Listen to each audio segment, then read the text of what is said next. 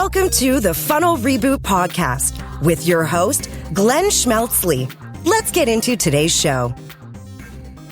Hey, Glenn here. Welcome to Funnel Reboot, the show for analytically minded marketers. Today, we are going to talk about the diverse ways that we can approach data tracking. And let's get straight into that. As trite as it sounds, the way that we look at the world affects our understanding of it. Let me tell you about a time I noticed this. When I was a kid, I would go to school, I'd walk into my classroom, and I'd see my teacher there. She was such a constant there, I imagined that she never left the classroom. She was a fixture of the room, part of the furniture. It's like the teacher didn't persist as a person who had a life outside of the classroom. That's how I saw it. So when I was out at the grocery store with my parents and I saw my teacher, not dressed in their teacher clothes, not ensconced in their teacher setting, my brain just melted. Now, while this might be laughable, those of us using marketing analytics tools could be guilty of falling into the same trap. And credit for making this concept clear in not one, but two great books that I read has to go to Avinash Kaushik. According to Classic Web Analytics, visitors who hit our website have started an imaginary timer that we call a web session. And we used to imagine in this race against the clock that they were viewing a sequence of pages which ferried them to forms that we used as gates. And we told ourselves that the gate crossers had completed a successful session that converted them from visitors into leads or customers. And that was it. Now, stepping back, there are a few things wrong with this picture. Users don't only exist inside of a session, just like the teacher didn't only exist in the classroom. They roam about as they please. Today's users aren't confined to marketing content. The experience that they have straddles our marketing sites. It goes over to sites and apps where their identity persists through being logged in. And the interactions can even span multiple devices, as we see on Slack and Discord, when messages that we've already read on one device are updated on another. And the user's relationship with us changes. Sometimes they complete a purchase, they become a paid subscriber, but at other times they may opt for the free plan or abandon their cart. We need analytics for all of these actions. We need to step back and view the entire experience that people have with us over time. And this is something that classic web analytics just can't measure. And this is why a new generation of tools allows us to analyze complex trends and behavior of our users. These are collectively known as event-based analytics tools, and they excel in portraying the way that users experience a product. The foremost product-oriented analytics tool out there is called Amplitude. Today, we are speaking with the person who since 2021 has been Amplitude's product evangelist. And they guide clients in understanding the tool through workshops, blogs, and videos. This person got into the field in 2005 when he joined analytics platform Omniture, where he was a customer advocate for 4 years, until Adobe acquired them and rechristened them Adobe Analytics. He then worked at consultancies for 15 years, showing people how to get the most out of Adobe Analytics' tool. And he authored over 200 blog posts along the way. Since being with Amplitude, he has been splitting his time between Chicago and Amsterdam, where he was when this was recorded. And when he's not speaking or advising on analytics, he enjoys taking a 62 convertible Corvette, which he's been restoring, and taking it out for drives. Let's go talk with Adam Greco. Adam Greco, welcome to Funnel Reboot. Thank you so much for having me. what the different kinds of analytics are out there. I think it's important for marketers to understand that if they've only been in one little corner of analytics, such as maybe working, let's say, on a site that's mainly content based and maybe isn't a SaaS product, or maybe if they've just been using a product, a website analytics tool, and there's no apps to think about. Um, they've only been doing analytics one way. Can you help us understand what other ways there might be of doing analytics? Yeah, absolutely. And I'm a good person to talk about that because I spent 20 plus years in the marketing analytics space. Your listeners, I was one of the early employees at Omniture through the Adobe world, wrote the book on Adobe Analytics, and consulted for many years for marketers on analytics. So, big proponent of marketing analytics, was on the Digital Analytics Association with Jim Stern and all those folks. But a couple of years ago, I was intrigued about the idea of analytics being used by other departments of the company. And as you mentioned, websites were the rage, 10, 20 years ago. But it seems like nowadays everything is a mobile app. Or even if you're in a browser, it seems like even browsers are running more like mobile apps these days. If you use like Slack in the browser, it's very app like. And as I was doing marketing analytics, I happen to be really good at implementation and marketing analytics when I did it, especially in the Adobe world. And I found that there were cases where I was trying to do what I would consider what a product team cared about, which is like maybe like a loan application that's 15 pages on a website, and trying to track all of that using a tool that was originally built for how's my Google keyword doing? What are the most popular pages on my website? I found myself in many situations working with product teams versus marketers. And I was technically doing product analytics, even though I didn't know it, with a marketing analytics framework like sessions and page views. And so I kept saying to myself, why is this so difficult? And why are people coming to me? Because I just happen to be really good at marketing analytics. And ultimately, I figured out that because I was really good at it, I was being asked to bend the marketing analytics tools that people had used to do more of a product analytics. And that opened up a new world to me to like, wait a minute, there's a whole different department at a company, the product team, that also wants data, but they have very different questions than marketers who, and I know a lot of your audience and your podcast listeners, are care passionate about. Not the one's better than the other, it's just different. Yeah, different in terms of what it's really built for. Maybe the way we can think about it is if we think of vehicles on the road. Maybe the vehicle that you've always needed has been just used on a golf course, like a golf cart, or maybe on a farm, like a farm vehicle. But all of a sudden, you now have been asked to go out on the highway, and taking that vehicle out on that type of road is probably not good. So when you get over to things like a product application, which I'm likening to being on the highway, as you say, they are whipping along looking for different things. They're in very much a production mode. This is something that they need to understand some extremely narrowly defined things, like how long it takes to actually hop from one part of that application to the next, or what the different pathways are that someone's going to take. So yeah, we find ourselves, if we don't stop for a moment and say, wait a minute, what does the tool that I'm using have to do with looking at this kind of information? We might end up using the wrong tool for the job.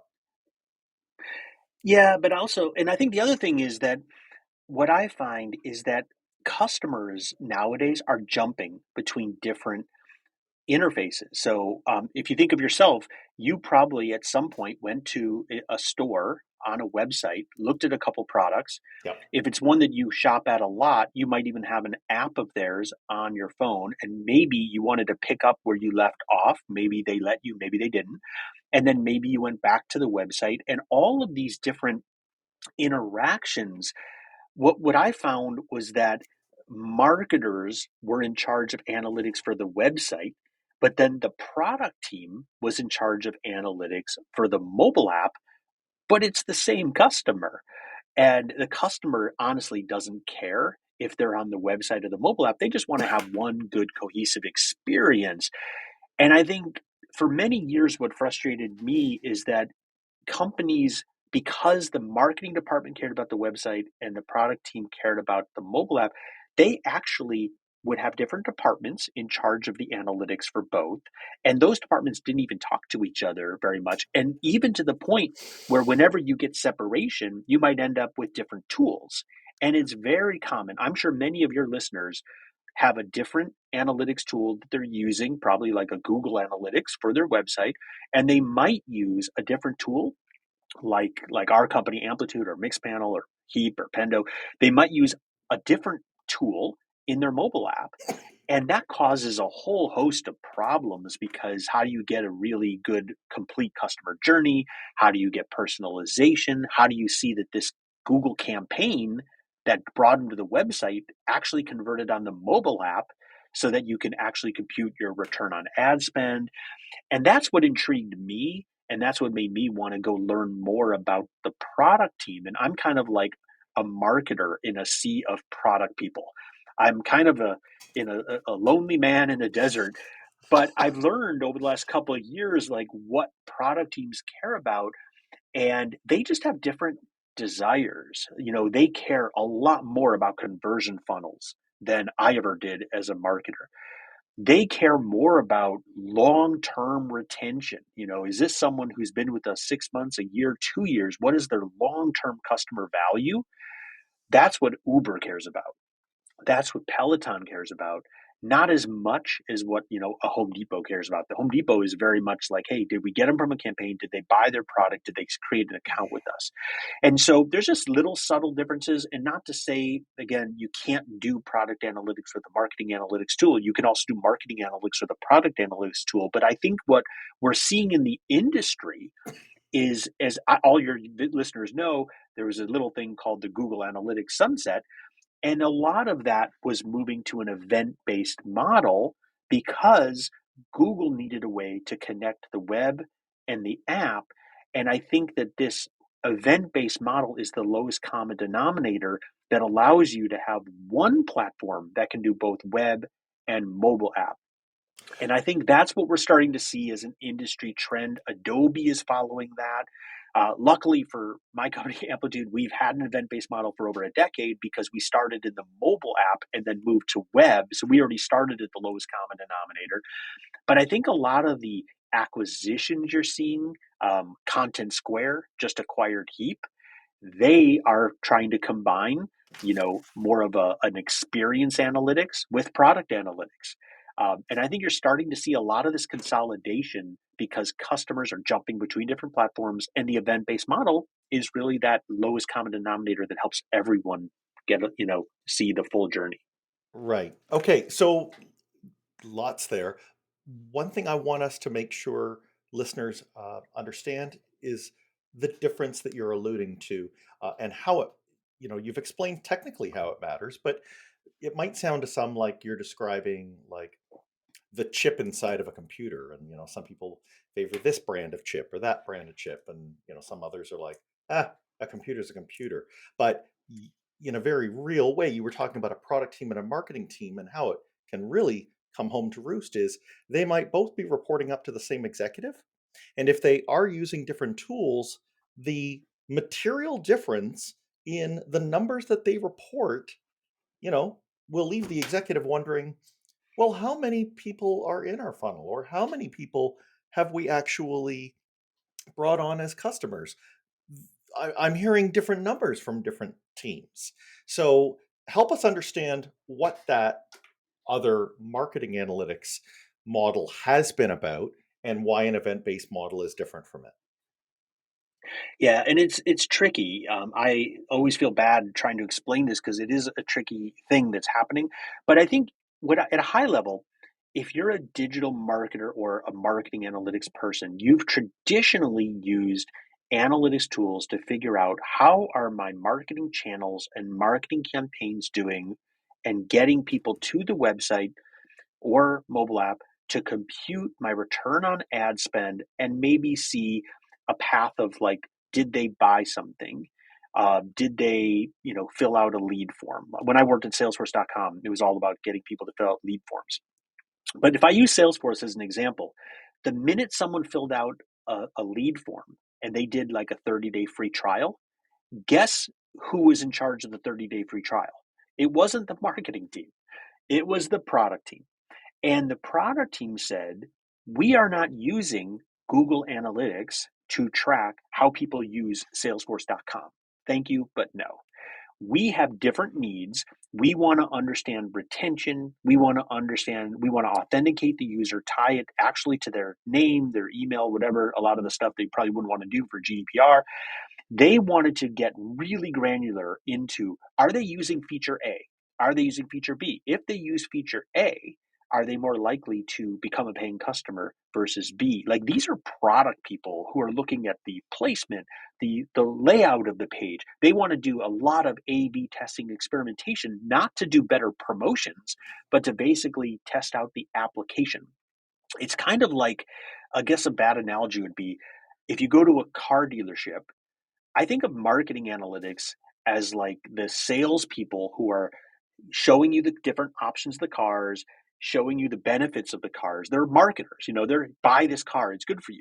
And I almost think product analytics are like the mechanics Yeah. who are working underneath the hood to make sure the car is reliable, make sure that it doesn't break down on you, and so on. And so in that situation at Salesforce, it became very difficult for us to understand which campaigns were leading to paying customers because we had a wall between the lead form Right. and the actual application. And I think that's the problem that a lot of companies are running into. As we mentioned, it might be something as artificial as the web versus mobile app, or it might be once someone authenticates, there's a different team that's in charge after authentication. Like, hey, you helped us get a customer. Thank you. Now we're going to use analytics to figure out how that customer is doing. But I think that nowadays, most CMOs, CPOs are starting to work a little more together. So the chief marketing officer, chief product officer are saying, listen, we need to work a little better together because our customer needs to have a really good experience. So it's a little bit hard to explain, but they are different purposes why you're using analytics, but it doesn't mean you can't use the same platform for both. It's just there's a couple different types of reports you would use, and maybe you would accent a couple things a little differently if you're thinking of a marketing hat versus a product hat. For sure. And so for those who've come from a Google Universal Analytics past, right, and a lot of us have, the marketers there were used to everything being underneath the umbrella of a session, right? We were used to thinking, Mhm. I have a visitor on my website and they did the following things and they did them at this kind of a level, getting as far as completing a goal. I brought them from these places. I can see the marketing that I spent to bring them. The event-based model just turns that all on its side. And Yeah. I guess I'm trying to understand, is that what you would say is the defining characteristic of what those who use it in a product context are, what they love it for? Is that the key thing that makes it a different kind of tool? Kind of. I think it's definitely the event-based model because in an event-based model, a page view is just another event. So you can use the same model, but a session becomes trickier in an event-based model. You still have to use timestamps, and you can still use sessions in an event-based model. But they're not the be all and end all. Yeah, but I think some people put too much preference on the event-based model. I actually think a better way to think about it is a user-based model because what event-based systems are more focused on is tying everything to a user. And the more of the marketing-based systems, you could tie things to a user, but users were not the center of the world, if you want to think of it that way. A bunch of you'd have a bunch of page views, which then were in sessions, which then could be tied to users, assuming we don't have cookie deletion issues and all that stuff. But in product analytics, everything is tied to a user. And in a lot of cases, many people who do product analytics are for products where they actually do know who the user is, which is now changing as people are starting to use it for marketing purposes. But if you think about like Uber, they know every user, pretty much every interaction you have in the Uber app, they know who you are. So they can tie everything to you and they can see a long history of everything you do. That's why product analytics tools have what's called an event stream. So you can pull up whether it's an anonymous or known user, and you could literally see every event that that user ever did across every session and in sequential order. And that's something that like a marketer would probably never really care about. Like I don't care about Joe Smith and look at Right. every single thing Joseph, but a product team might. They might say, "Hey, listen, Joe is our ICP, and I want to go look at Joe and understand his history and what he's done." So it is event based, but it's also user based. And I think that what's interesting is as companies move to GA4, they're struggling to understand. Like, wait a minute. So now everything's kind of tied to a user and their events, and then Google's trying to shoehorn sessions in there, but because that's just like a thing that people are used to. And at some point, people are going to have to kind of let go a little bit and say, do we really care about the sessions? Because our goal isn't to drive sessions. Our goal, unless you're a media company, that's the only case where maybe you are because you're trying to sell ads. But ultimately, you have different things you want people to do. And it doesn't matter if it takes them 1 session or 10 sessions, you just want them to do this goal. And so it's just a transitionary period. And we're going to look back in 10 years and be like, you know what?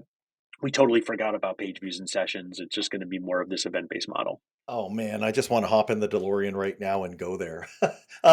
Because I agree with you, the brain bending that it takes for people to like think of how speaking to marketers here, I know that many of us, we're recording this in late 2023. Many of us have been asked, but what is happening to bounce rate? We always wanted to see if someone was just coming in to look at us and then they left immediately. Isn't that bad? And I know that in an event-based or user-based world, a product team might look at it and say, well, it's neither inherently good nor bad. It just maybe they had something they wanted to look at and they only required opening up the app for a second and then closing it. Uh, right? So we have to let go a little bit of some of these sacred metrics. Yeah, we call those vanity metrics. And there's a place for them. Like again, I'm not here to like poo-poo the, vanity metrics. I mean, there's a case to be made for bounce rate being interesting. I just don't think that long term, it's the metric that is going to get you promoted or fired. I think that we need to focus on the bigger rocks. And I think if you go to a product team and they say, "Do you care about the bounce rate on the first page that people come to your application?" They're going to be like, "Not really, because that's not what's driving us. Our goal is this month we want this many people to download an app or try this feature." So that's like noise. I want to look for the signal. Excellent way to put it. And I want to get into some of those signals and some of the different things that we can do in this kind of analytics tool. But before we do that, we're going to take a short break. Let me step away for a second to note the information that goes beyond what you're listening to now. I'm talking about our social media presence. On social, you'll see show-related updates about our guests. You'll see what's happening behind the scenes. Or you can simply talk to me. There are already 740 people who have connected with the show's social pages. I love seeing new people follow, and I've really loved how lately a few of you have posted positive comments about the show. It encourages me in making this podcast the best it can be. So find Funnel Reboot on LinkedIn or Instagram or X. Click follow and maybe say hi. Thanks a lot. Let's get back to the show. The product team and even the marketing team can use a event-based model. They can follow this one customer through their journey Do you think that this has some good effects inside of a company where there are both of those roles, and we need to see how we can get them aligned, get them working together? Yeah, so I'll tell you a couple of benefits that I've seen so far is one, if you can get the marketing and product team to all agree on the same event model, which is ultimately a data schema, ideally in the same product, that would be best because then you're not spending half your time arguing which numbers are right or wrong in different products. But let's say you're in the same product. Now, the event is the common denominator that can then be used to feed in other events that we have never had access to in the digital analytics world. So let's say that someone comes to the website, they do a bunch of activity. Then we know the same user is on the mobile app doing a bunch of things. What if that same user goes to a call center? Well, if they go to a call center, what are they doing? Well, they're placing a call. They're saying they have a problem, maybe that could be quantified, and that is an event, and that event could be colored with a property, like was it a positive interaction, was it a negative interaction, are they upset, are they happy? So now that event could be fed in to the same digital analytics platform, and now you can do a conversion funnel that says, show me people who went from web to app to call center. Well, now let's take that one step further. That person goes into a physical store. Well, guess what? If you're in a physical store, unless you're really crazy and have someone following people around with a clipboard, you're not going to get any of those events. And you probably shouldn't because that's kind of privacy violation. But the minute you order at a store and make a purchase, that can be digitized. That's an event. And there's products that were purchased. So that could be fed in. And now you could do an online to conversion, online web to mobile app to call center to store. I mean, now you're in a new funnel where you're like, wow, I'm actually seeing this full experience. And if you want to build a segment, or some products call this a cohort of users, I want to look at all people who came from a marketing campaign on the website, didn't call the call center, and bought over $500 at a store.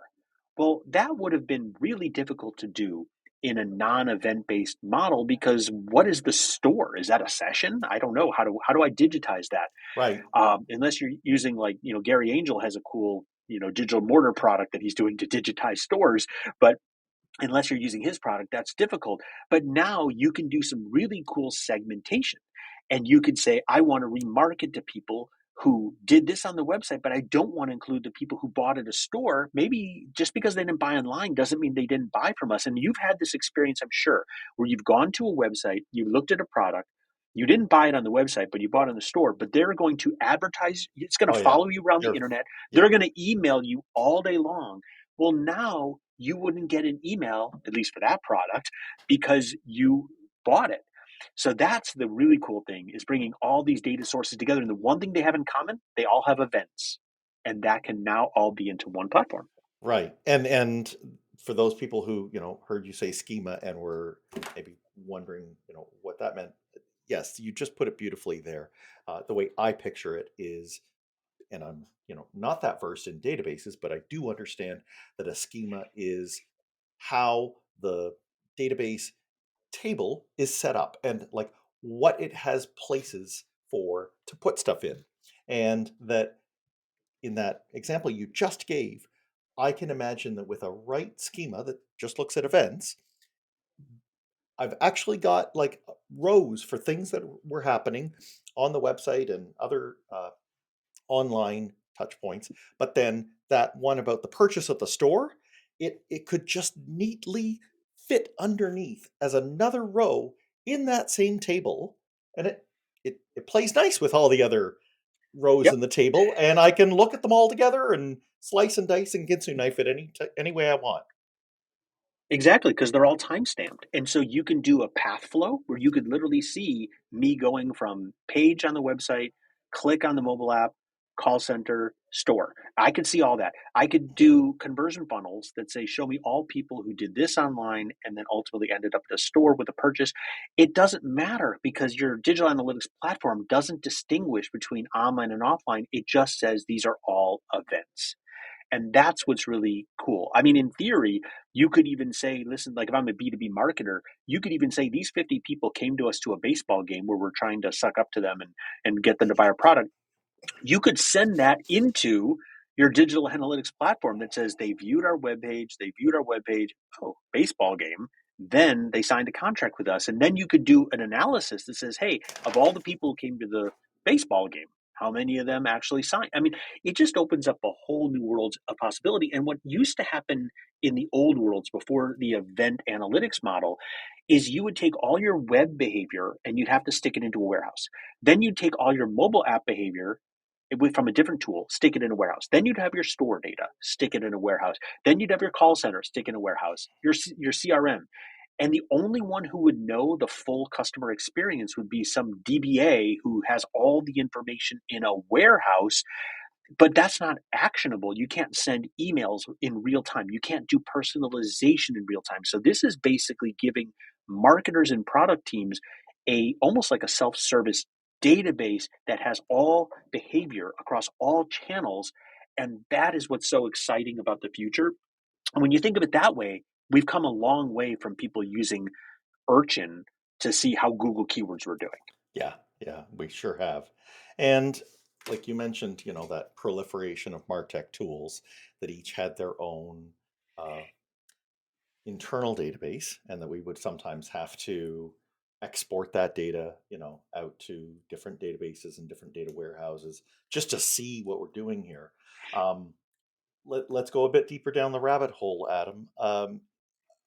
I believe you have been looking at some things where that mod that paradigm of us having those individual, you know, marketing tools, which each has their own schema, that there are people who are moving past that and who are looking at the warehouses themselves and saying, I might be able to, instead of working from a user interface on a HubSpot or uh, let's take it like a different kind of a CRM system like a Salesforce, I might be able to actually drop everything into the data warehouse, but then make something above that that I can use for those tools. I don't necessarily need to think of working from the user interface down to a siloed tool.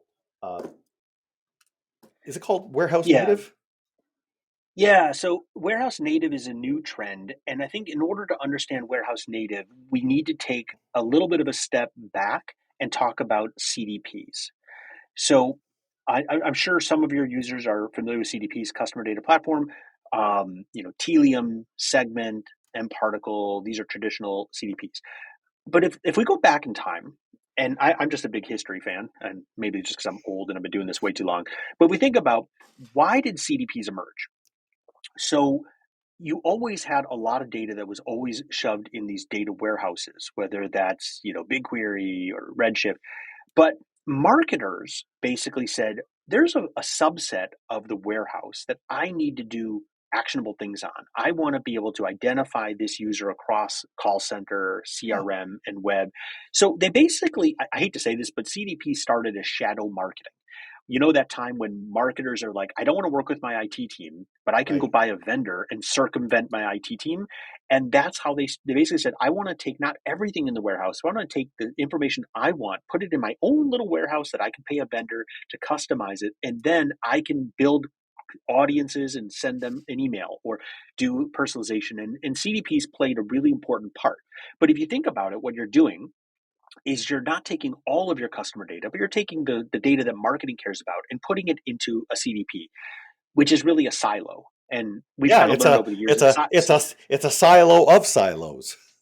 yes, and silos are useful, but long-term silos can have some negative consequences.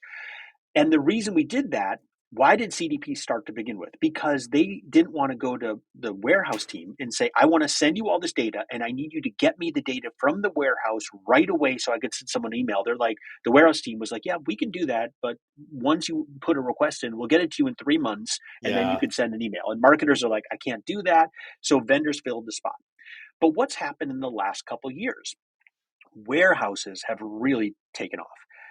Snowflake, Databricks, Redshift, BigQuery. These things are getting really easy to get data in. They're getting easy to get data out, and they're becoming highly performant. So, what the warehouse native idea is what if we didn't have to send all of our data to a digital analytics tool like an Adobe, a Google, an Amplitude? What if we just collected the data, all this event data that you and I have spent a lot of time talking about, and just send it right into a warehouse like, I'll use Snowflake as an example. But what if there's a UI that looks just like a marketer or a product person would generally use, but instead of querying in the SaaS cloud of their marketing analytics or digital analytics vendor, they're actually querying directly on the warehouse. Now, in order for that to work, the warehouses have to be fast enough to be able to do that query. So But so a few years ago, those warehouses were really just meant for reporting. They were like the next day or a few days later. They were not meant for all of this pinging in real time. Exactly. And they still might not be, but they're getting much better. And so I think the idea of warehouse native is there's a bunch of benefits of that. If you think about it, I know you've had podcasts on privacy and GDPR. Well, imagine telling your legal department, you know what, we're not actually sending any data to Google, Adobe, or Amplitude. We're just sending it to our warehouse. The legal people and privacy people would really like that because it's one less place they have to worry about. It's one less place they could get hacked. And guess what else is happening on your warehouse? There is someone who's using a BI tool on the warehouse. And I know your listeners can sympathize with this, where you go into a digital analytics product and say, oh, my digital analytics product says we had 1,000 orders yesterday. Well, then the BI team says we actually had 1,200 orders. Which one is right? And one of them is using JavaScript or an SDK that can be a little bit wonky in a web or app world. And one of them is directly from the system in the warehouse using a BI tool. So usually the BI tool is going to be right. But what if in the warehouse native world, the marketing team and the product team are using the same data set as the BI team, and now the numbers can't be different? So I think there's a lot of advantages of having this warehouse native, and but it's early days. And I think that, it's one of the things like we're pioneering here at Amplitude is just saying, we think you should have the choice. Maybe some data you want to put in the SaaS cloud because you want it to be really fast, really performant, and maybe there's no privacy ramifications. But maybe some data you just want to use the source data from your warehouse. You should have the best of both worlds. And that's where we think 5 years from now, the industry might go, is maybe just give you the option of having a warehouse native. And if you do that, in fact, you might actually not need CDPs anymore. Because again, instead of looking at a silo, you actually have the whole kit and caboodle, and you actually have access to build segments on all of your customer data, maybe even data that is like PII data that you would never want to put into a digital marketing analytics product.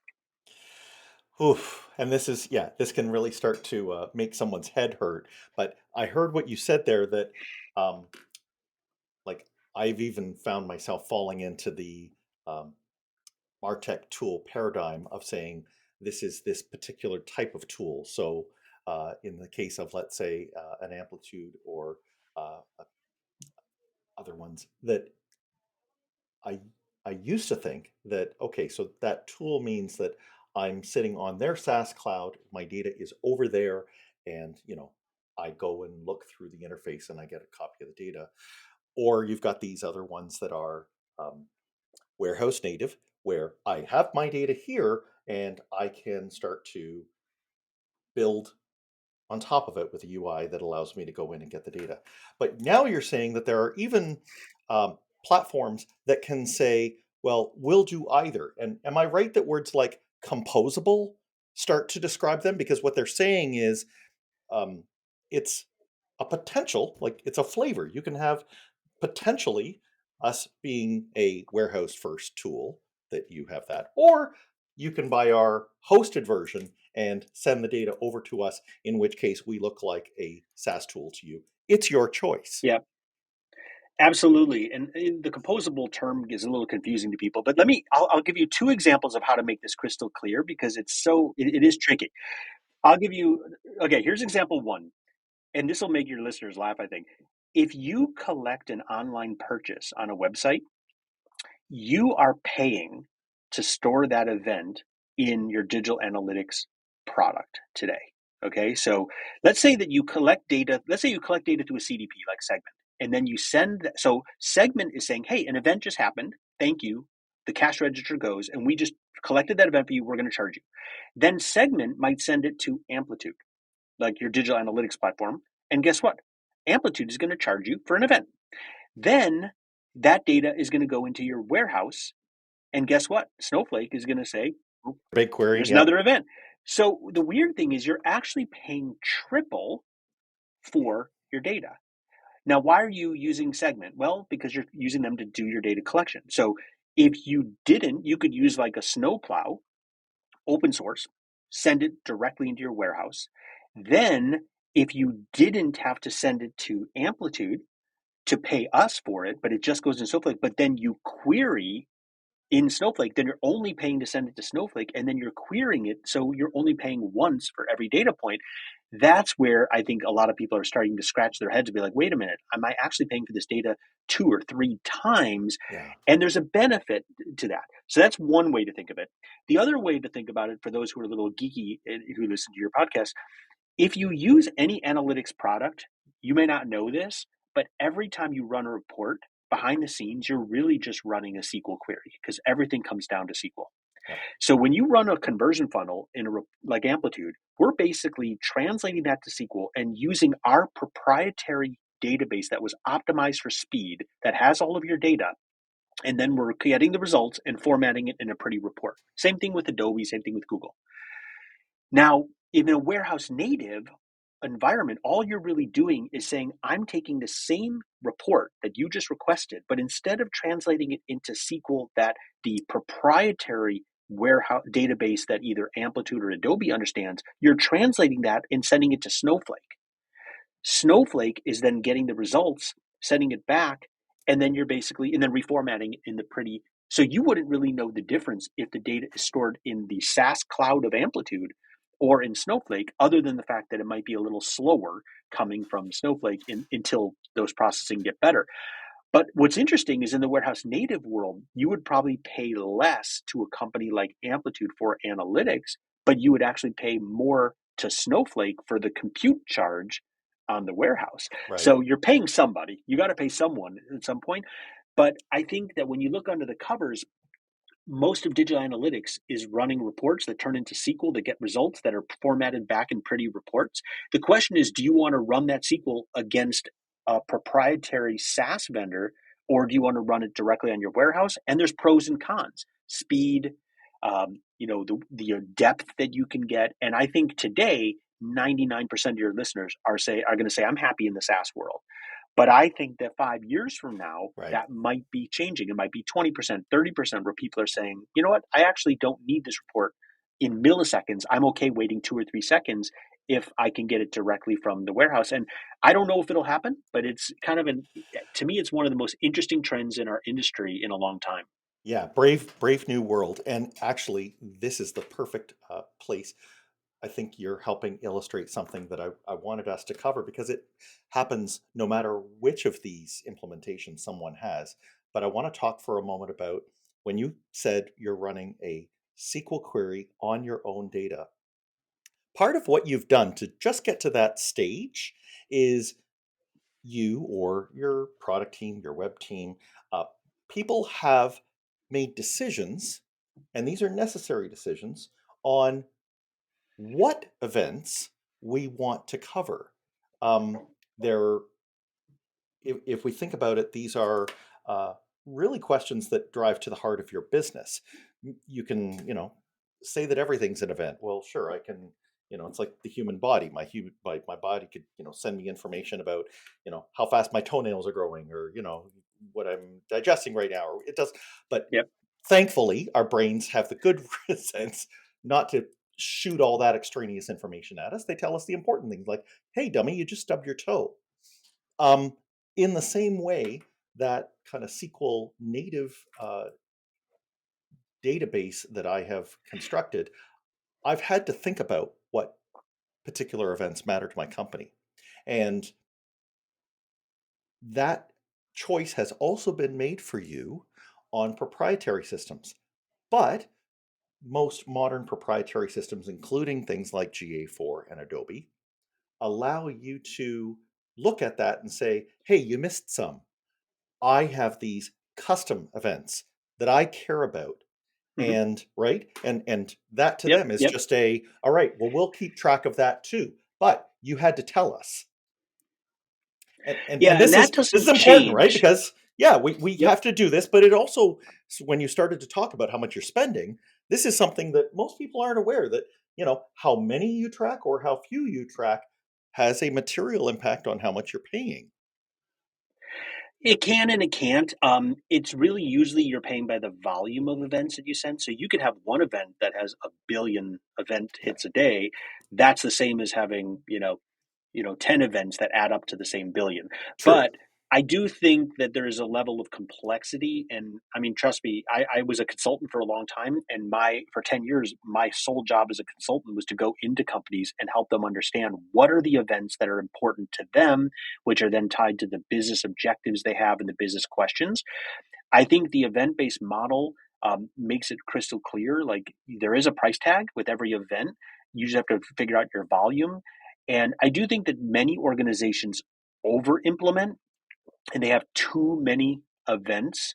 And I think when you have too many events, I think sometimes it's hard for your end user to provide self service analytics because they're overwhelmed with how much information is coming at them. And I think the companies I've found that have done really well with digital analytics are ones that are able to identify what are the most important events and really prioritize those, Yes. because if everything is critical, then nothing is critical. Right. But I think that when we go back to the warehouse native, your warehouse probably already has like 5,000, 10,000 events. And if you do decide to go down the warehouse native approach, that means that you as a marketer or product team have to make sure that the events you care about are in the warehouse. And if Yeah. they're not, then you have to open up a line of communication to say, hey, you've never really thought about an event called lead started, but we're a B2B company and we need to know when people start a lead form and complete it. You only have the completed lead form, but there's a marketing reason why we need to know the start. And then you're going to have to work with them to get that into the warehouse, just like you would have to get a JavaScript tag or an SDK updated in order to do that in a mobile app. So a lot of these things are not changing, they're shifting. But I do think that the common theme is we talked earlier about marketers need to work with product teams and vice versa. But now you might also then have to have marketers and product teams work with data teams if you're all using an event based model, especially if you are going to eventually standardize on a warehouse solution. The marketer has to be part of the conversation, and they don't have to understand it all, but they have to be Yep. able to speak up and say, wait a minute, that data needs to include something that matters to me. And they have to be good at articulating why and what is the value to the organization of having this information, or what is the downside of not having that information. And then every business can make a decision, is implementing that data and paying for the events that are going to accumulate, is that worth it for us as a business? For sure. Adam, in a world where you've got a company who is running, let's say, a SaaS application, fair number of them are saying that if you have robust tools, you can run experiments and really dial in on what makes that application so good for its users. Some take it to the extreme of saying that we can even go at this with a product so good that it brings product led growth, and that the information that we understand about how users are sticking to our product can actually become a virtuous cycle of growth for us. Do you believe in that? I do partially. I think that there's some businesses that lend itself to product led growth more than others. I look at how much friction is needed in order to use a product to determine its success with product led growth. So let's go through an example. Most people who listen to your podcast have probably used Slack at some point. Slack was never a product that an IT person came in and said, we need a better communication tool at our company. I'm going to force 1,000 people at this company use Slack. It was one joker at the company who loaded it and started communicating with another. Yep. And then it spread like an unholy virus throughout the company to the point where it just had so much momentum. The IT group had to give up and say, I guess we got to pay for this thing. There was no friction. There was Yeah. no implementation needed. It was really, really easy.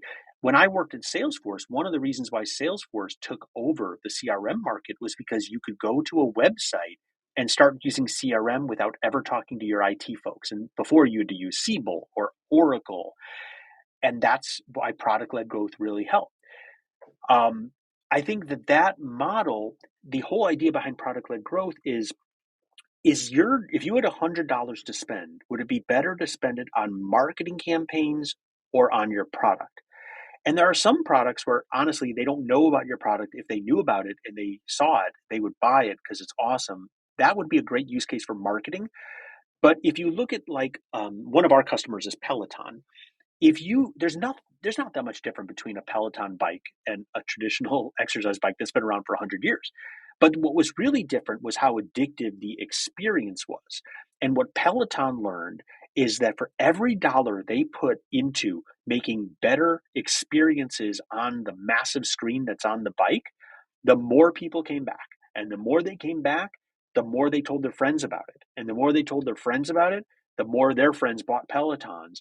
And Peloton was not buying a lot of Google keywords and doing Right. traditional marketing. They were saying, we're going to let our product be the main driver for us. And that is the premise. But if you look at products that are really hard to implement, like SAP would probably not do well with product-led growth because you No. can't just start using SAP with two of you just for kicks and giggles. You can't start using it without a big contract. Exactly. And I think if you go back in time, I worked at Omniture, and just being fully honest, like we kind of got our butts kicked by Google. What was the difference between Google Analytics and Omniture? Omniture was a far superior product. I don't think many people will debate that.